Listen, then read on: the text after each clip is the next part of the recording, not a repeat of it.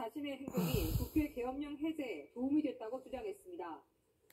수사관 100명의 파견이라든지 위치정보 파견 이런 것도 모두 거부했고 오히려 계엄군의 실행행위를 도와준 게 아니라 사실상 방해한 역할을 했습니다. 법원이 조 청장에 대한 구속영장을 발부하면서 경찰 최고수뇌부 2명이 동시에 구속되는 초유의 사태가 발생하게 됐습니다.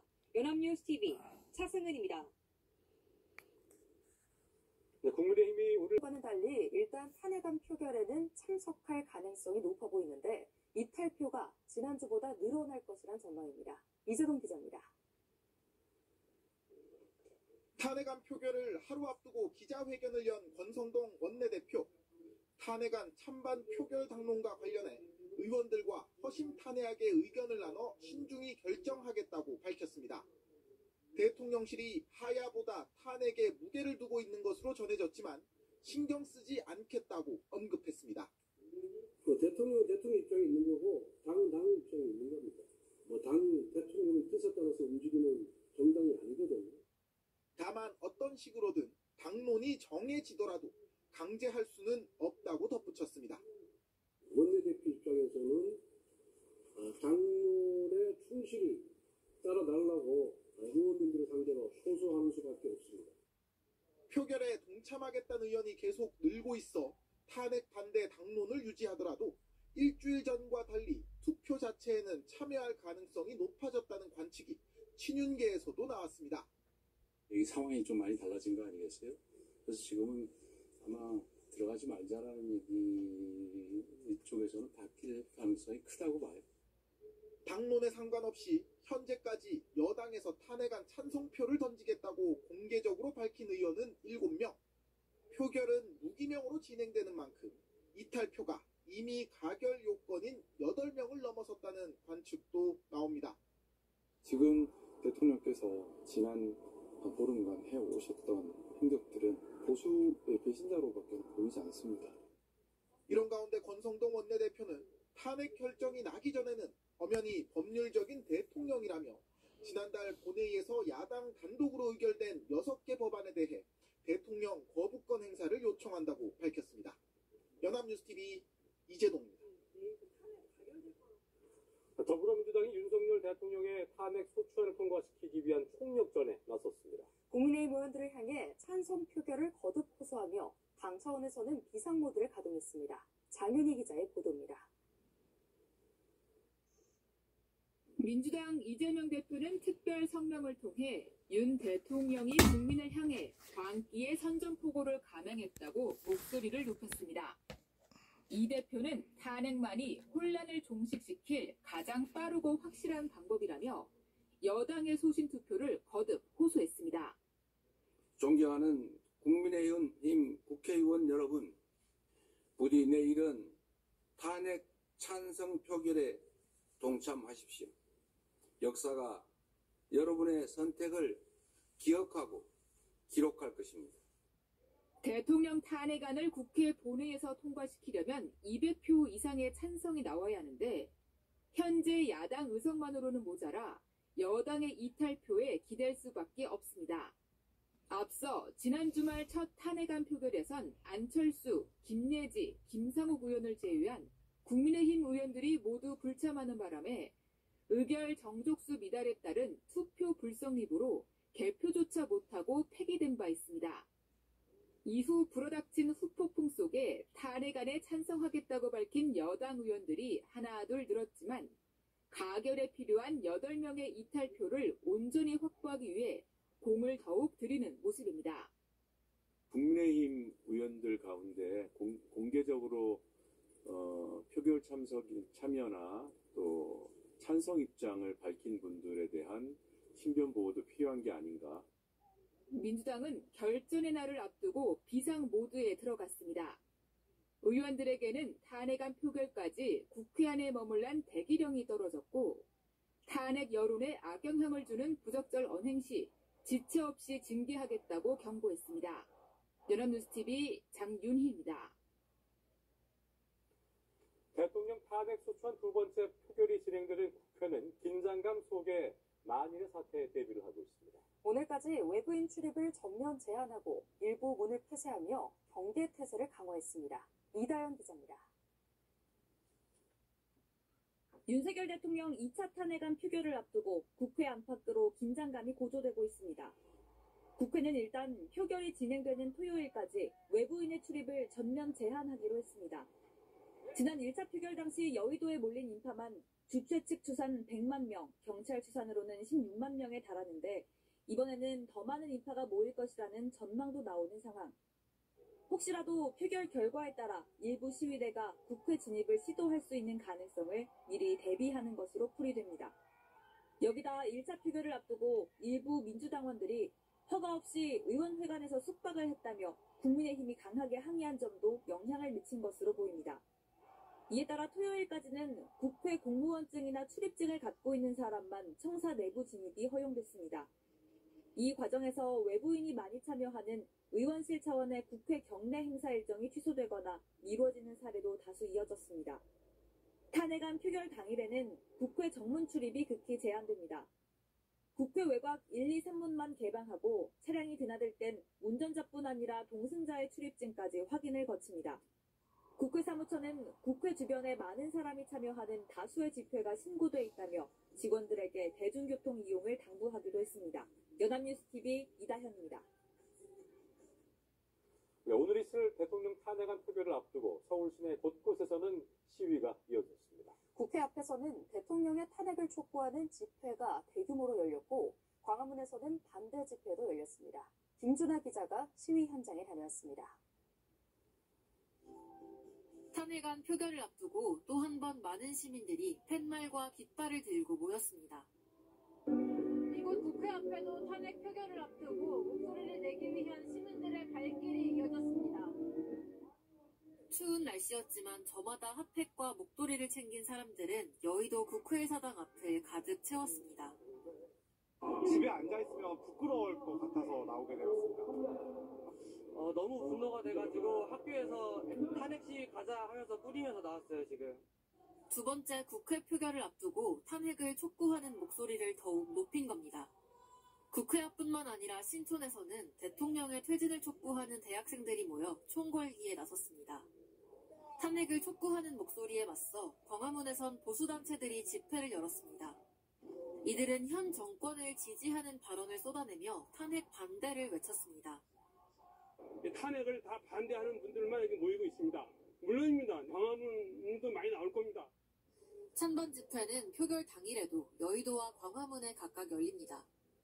인파가 대거 몰릴 것으로 예상되면서 서울시는 강화된 안전대책 시행 계획을 내놨습니다. 시는 도심 대규모 집회에 대비해 1,031명의 현장관리 요원을 투입하고 긴급 상황 발생 시 오후 시간 여의도 인근역을 지나는 지하철 운행 횟수를 늘리기로 했습니다. 연합뉴스TV 김준호입니다. 오늘 국회에서는 대통령에 대한 두 번째 탄핵 소추안이 본회의에서 표결 처리됩니다. 탄핵안이 가결되면 윤 대통령의 직무는 정지되지만 지난 1차 표결 때와 마찬가지로 투표가 불성립되거나 부결되면 탄핵안은 자동 폐기됩니다. 정영빈 기자가 보도합니다. 윤석열 대통령의 정치적 운명은 물론 대한민국호의 향방을 가를 표결이 오늘 오후 4시에 진행됩니다. 헌정사상 유례없는 현직 대통령에 대한 2차 탄핵안 표결입니다. 야6당이 또다시 공동 발의한 2차 탄핵안은 김건희 여사 주가 조작 의혹 등 여러 내용을 담았던 1차 때와 달리 오롯이 비상계엄 관련 내용으로 구성됐습니다. 오로지 계엄, 위헌 위법한 계엄과 그로 인한 내란 행위에만 초점을 맞췄습니다. 그거 하나만으로도 탄핵 사유가 차고 넘친다, 저희는 그렇게 보고 있기 때문입니다. 탄핵안이 가결돼 헌법재판소로 넘어갈 경우 심판기한을 최대한 단축시키겠다는 의도가 담긴 것으로 해석됩니다. 현재 재적의원 수는 모두 300명. 조국혁신당 조국 전 대표의 의원직 상실형 확정으로 한때 299명으로 줄었지만 선관위가 의원직 승계자를 신속히 결정하면서 다시 재적의원 300명인 상태에서 표결이 이루어지게 됐습니다. 이에 따라 범야권 192석에 더해 국민의힘에서 8명 이상의 이탈표가 나올 경우 탄핵안은 가결됩니다. 반면 1차 때와 마찬가지로 국민의힘 의원들의 집단 불참으로 200명을 채우지 못하면 투표 불성립으로, 표결에 참여하더라도 8명 이상 이탈표가 나오지 않는다면 부결로 각각 마무리됩니다. 탄핵안이 가결되면 윤 대통령의 직무는 정지되고 최종 심판의 공은 헌법재판소로 넘어갑니다. 헌재가 권고 규정을 지킨다면 심리기간은 최장 6개월. 다만 국회 의결부터 헌재 최종 선고까지 노무현 전 대통령의 경우 63일이, 박근혜 전 대통령의 경우 91일이 각각 걸렸습니다. 그 사이 윤 대통령은 비상계엄 선포가 대통령의 법적 권한으로 행사한 통치행위라는 주장을 앞세워 스스로를 적극 변론할 것으로 예상됩니다. 헌재가 탄핵을 인용하면 윤 대통령은 즉각 파면되고 결정선고 이튿날부터 60일 이내에 대선을 치러야 합니다. 반면 투표가 불성립되거나 탄핵안이 부결되면 민주당은 다음 주 토요일에 또다시 탄핵안 표결에 나서겠다는 방침. 이럴 경우 탄핵안 재발의와 보고, 표결 등의 일정이 반복돼 전국 불안이 장기화할 전망입니다. 연합뉴스TV 정영빈입니다. 대통령 탄핵안은 국회의원 3분의 2 이상이 찬성해야 통과가 됩니다. 지난번 표결 때는 투표 참여자가 모자라서 투표함을 열어보지도 못했는데요. 자세한 표결 방식과 이후 절차를 정다혜 기자가 설명해드립니다. 윤석열 대통령 탄핵소추안 표결은 무기명으로 진행됩니다. 누가 어떤 표를 행사했는지 공개되지 않는다는 뜻입니다. 탄핵에 찬성하는 의원은 한글이나 한자로 가를, 반대하면 부를 각각 적어냅니다. 탄핵안은 제적의원 3분의 2, 그러니까 300명 중 200명 이상이 찬성해야 통과됩니다. 범야권 192석에 더해 여당에서 8표 이상의 찬성이 필요한 셈입니다. 투표에 참여하는 의원 수가 200명에 못 미치면 의결 정족수를 채우지 못해 투표 불성립으로 탄핵소추안은 자동 폐기됩니다. 지난주 1차 탄핵안 표결 때가 그랬습니다. 국민의힘이 본회의장을 집단 퇴장하는 바람에 투표함을 열지도 못했습니다. 명패수를 확인한 바 총 195매로서 따라서 이 안건에 대한 투표는 성립되지 않았음을 선포합니다. 탄핵안이 가결된다면 윤 대통령 직무는 즉각 중지됩니다. 국무총리가 대통령 권한대행 1순위지만 야당으로부터 탄핵을 당할 경우 후순위인 경제부총리에게 넘어갈 수도 있습니다. 가결 후 윤 대통령의 운명은 헌법재판소의 손에 달렸습니다. 헌재는 180일 이내에 탄핵 인용 여부를 결정해야 합니다. 만약 탄핵안이 국회에서 부결되더라도 민주당은 매주 임시국회를 열어 탄핵소추안을 무한 발의한다는 계획입니다. 연합뉴스TV 정다희입니다. 탄핵안이 통과돼 대통령의 직무가 정지된다면 누가 국정의 운영을 도맡게 될까요? 현재로서는 한덕수 국무총리가 권한을 대행해야 하는데요. 야당이 내란 혐의로 한 총리를 고발한 데 이어 탄핵까지 검토하고 있어 권한대행직을 둘러싼 변수가 적지 않습니다. 장효인 기자입니다. 탄핵소추안이 가결되고 의결서가 대통령실에 전달되면 윤석열 대통령의 직무는 즉시 정지됩니다. 헌법이 부여한 국가 원수이자 행정부 수반으로서의 권한을 당분간 행사할 수 없게 되는 겁니다. 헌법에 따라 헌법재판소 탄핵심판 절차가 진행되는 동안엔 국무총리가 대신 국정운영의 키를 잡아야 합니다. 하지만 한 총리 권한대행 체제가 무사히 순항할 수 있을진 미지수입니다. 야당이 비상계엄 선포 전 국무회의에 참석한 한 총리를 내란 공범이라 비판하며 탄핵 소추를 검토하는 데다 경찰과 검찰이 수사에 속도를 내고 있어 한 총리의 향후 거취도 불투명하기 때문입니다. 한 총리까지 탄핵되면 정부조직법에 따라 최상목 경제부총리 겸 기획재정부 장관이 방향타를 잡게 됩니다. 그 다음은 이주호 사회부총리 겸 교육부 장관, 유상임 과학기술정보통신부 장관, 조태열 외교부 장관 순입니다. 야당 구성에 관심이 쏠리는데 전국 불안정을 최소화하고 야당과의 협치가 가능한 적임자는 누구일지, 또 계엄 사태의 책임을 어디까지 지울지를 신중히 검토할 걸로 보입니다. 헌법상 대통령 권한대행의 구체적 역할이 정해진 건 아닙니다. 누가 주도권을 쥐든 당분간은 정부의 기존 정책에 큰 차질이 없도록 관리하는 선에서 전국 안정화에 주력할 전망입니다. 내각과 대통령실 참모진을 대상으로 인적 쇄신에 나설 수도 있지만 선출직이 아닌 만큼 제한적 범위에서 이뤄질 가능성이 큽니다. 헌재에서 탄핵이 인용되면 윤 대통령은 파면되지만 기각되면 즉각 직무에 복귀할 수 있습니다. 다만 어느 쪽이든 정치권이 또다시 경랑에 휩싸이는 건 불가피해 보입니다. 연합뉴스TV 장윤입니다.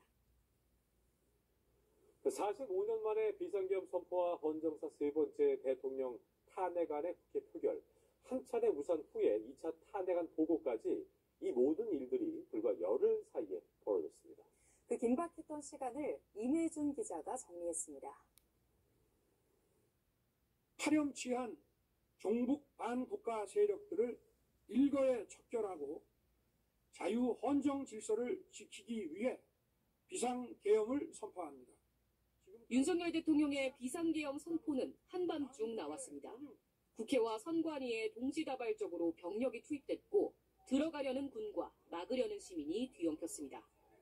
긴급 소집령에 국회 담을 뛰어넘어 모인 190명의 의원들은 계엄 해제 요구안을 만장일치로 의결했습니다. 재석 190인 중 찬성 191으로서 비상계엄 해제 요구 결의안은 가결되었음을 선포합니다.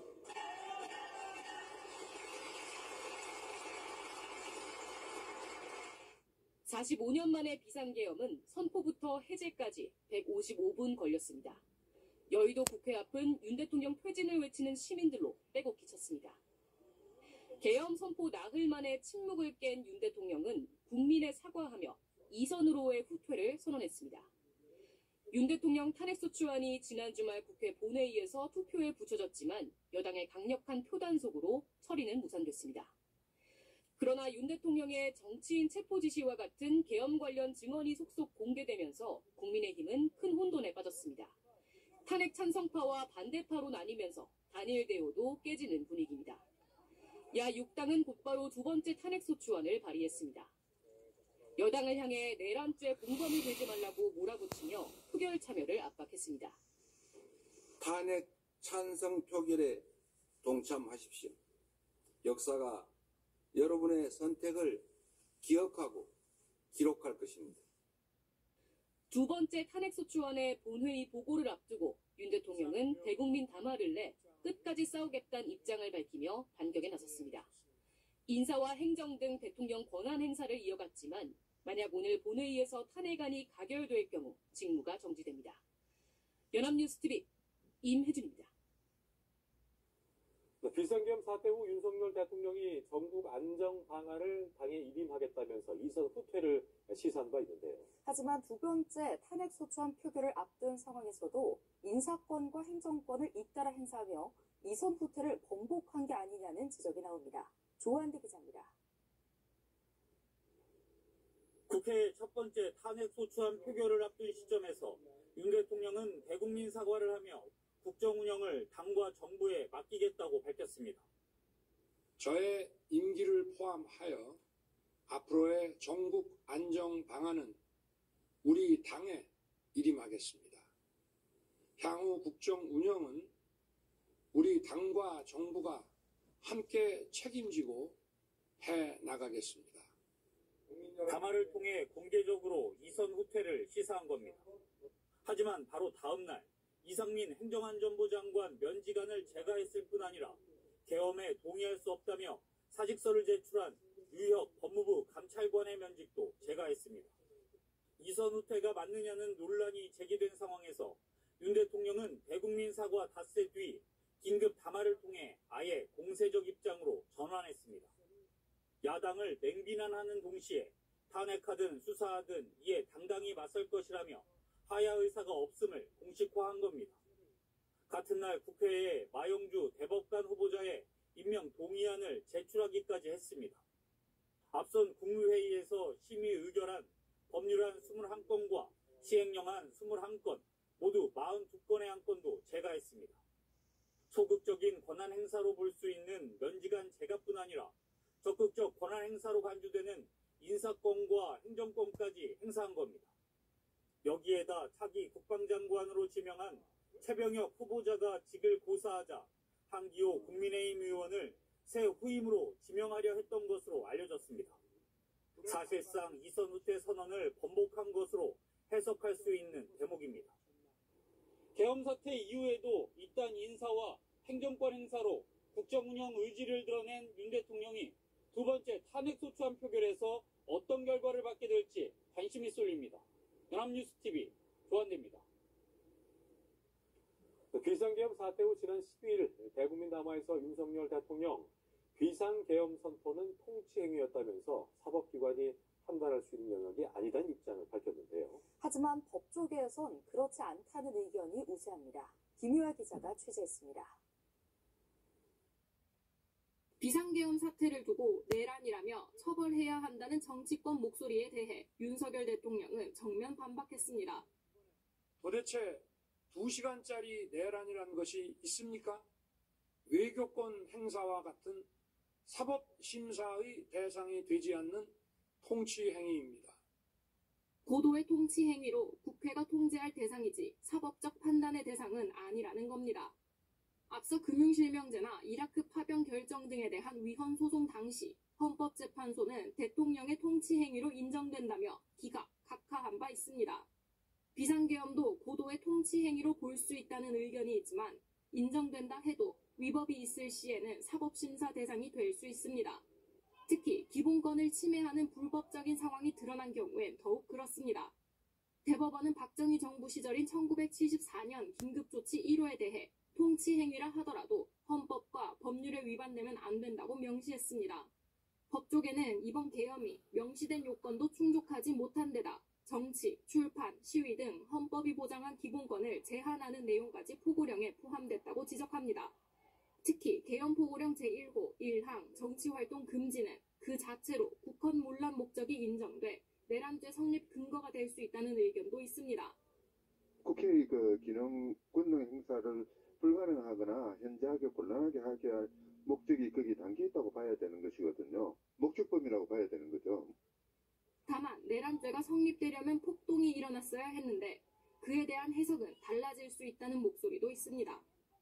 국군 통수권자로서 비상계엄을 발령한 거거든요. 그러니까 폭동의 의미가 다르게 해석이 되는 거죠. 평온을 해할 정도의 폭력적인 행위가 있어야 된다 이렇게 명시하고 있거든요. 윤 대통령이 당시 국회의원 체포 지시를 내렸다는 진술이 나온 가운데 향후 수사에서 위법 행위가 밝혀지는지가 더 중요할 것이라는 의견도 나옵니다. 연합뉴스TV 김유아입니다. 국회에서 어제도 정부를 상대로 한 비상계엄 사태 관련 긴급 현안 질문이 이어졌습니다. 이 자리에선 사태 이후 윤석열 대통령과 통화한 적이 있다는 한덕수 총리의 증언이 나왔고 선거관리위원회는 부정선거 의혹을 제기한 윤 대통령 담화를 조목조목 반박했습니다. 홍석준 기자입니다. 이틀 만에 다시 국회 긴급 현안 질의에 참석한 한덕수 국무총리는 계엄 사태 이후 윤석열 대통령과 통화한 적이 있다고 밝혔습니다. 네, 한두 번 통화했습니다. 죄송합니다. 대통령님하고 통화한 거를 제가 공개하는 것은 적절치 않습니다. 한 총리는 국무총리를 거쳐 대통령에게 계엄 선포를 건의했느냐는 질문에 전혀 알지 못했고 저를 거치지 않았다고 답했습니다. 계엄 선포는 법률상 국방부나 행안부 장관이 국무총리를 거쳐 대통령에게 건의돼야 하지만 그런 절차가 지켜지지 않았다는 겁니다. 윤 대통령의 선관위 시스템과 부정선거 의혹을 계엄 선포 사유 중 하나로 거론한 데 대해선 선관위가 반박했습니다. 윤석열이 선거 결과 조작을 얘기하는데 대한민국이 부정선거가 가능한 나라입니까? 저희 시스템상으로는 불가능하다고 생각합니다. 선관위 입장에서 윤 대통령 발언을 도저히 수용할 수 없다는 취지의 발언도 나왔습니다. 대통령 입장에 대해서는 상당히 충격적으로 받아들이고 있습니다. 조태호 외교부 장관은 계엄 당일 주한 미국 대사의 전화를 받지 않은 이유를 거듭 해명했습니다. 제가 외교장관직을 사임할 것인가 하는 개인적 신념과 또 외교장관으로서 해야 될 책무를 감당해야 되는 사명감 사이에서 깊은 고뇌와 갈등을 거듭한 시간입니다. 계엄 선포가 잘못됐다는 점에선 이견이 없었지만 여야 간 고성과 비아냥은 이번에도 이어졌습니다.